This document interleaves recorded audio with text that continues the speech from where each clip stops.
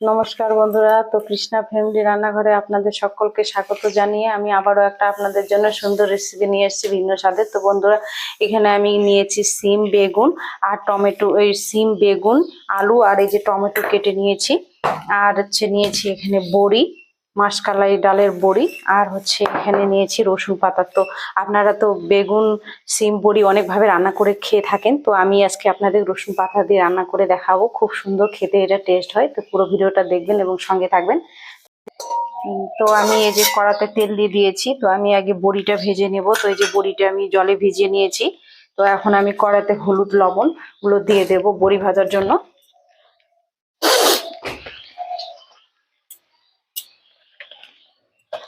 হলুদ দিয়ে দেবো,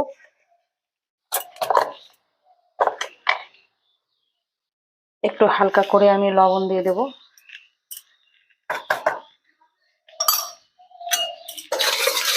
তো এভাবে একটু নেড়ে নিয়ে আমি এখন এই যে বড়িগুলো এখানে ভেজে নিয়েছি, বড়িগুলো দিয়ে দেবো।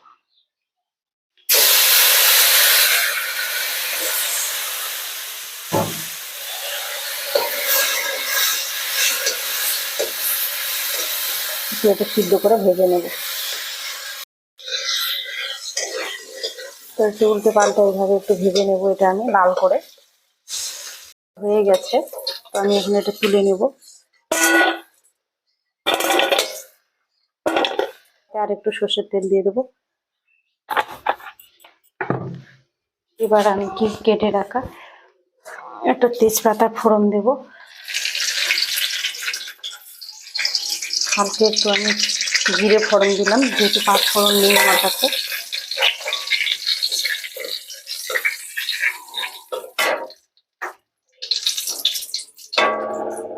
তো আমার কড়াই তেল গরম হয়ে গেছে, এবার আমি কেটে রাখা সবজিগুলো দিয়ে দেবো।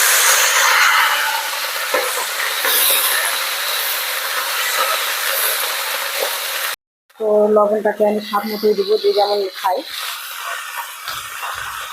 এইখানে দিয়ে দিলাম।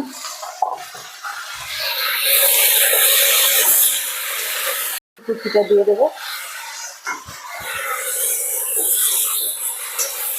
এভাবে একটু নেড়ে নেবো। আর এদিকে আমি বাটা মশলাগুলো পাটাতে একটু ছিলে আদা আর একটু জিরেটাকে একটু বেটে নেবো।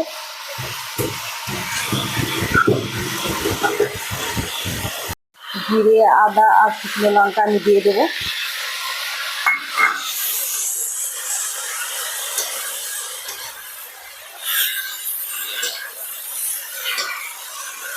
এবার আমি 4-5 দিয়ে একটু হালকা করে জল দিয়ে দেবো।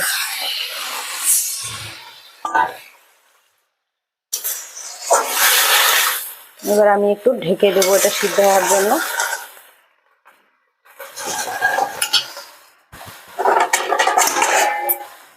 তো আমি এটা সিদ্ধ হওয়ার জন্য ঢেকে দেবো। তো আমি এই যে ঢাকনা তুলে নিলাম, সিদ্ধ হয়ে গেছে আমার।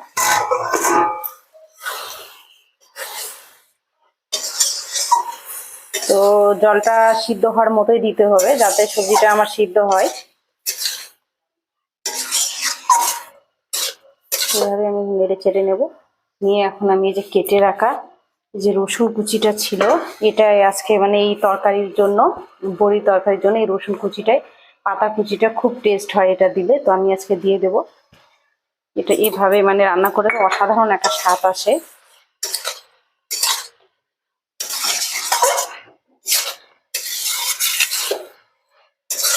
এখন এইভাবে আমি খানিকক্ষণ ধরে একটু কষিয়ে নেব।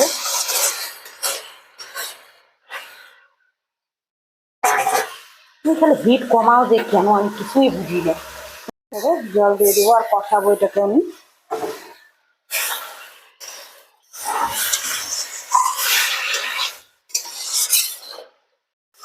তো আমার কষা এভাবে হয়ে গেছে। এবার আমি এই যে বড়িগুলো ভেজে রেখেছিলাম, বড়িগুলো দিয়ে দেবো।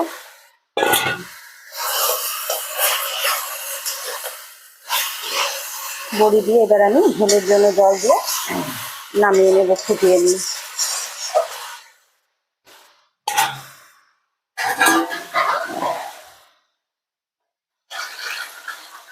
তো আমি এই যে এরকম করে আমি জলটা দিয়ে দেবো, একটু বড়িগুলো সিদ্ধ হবে।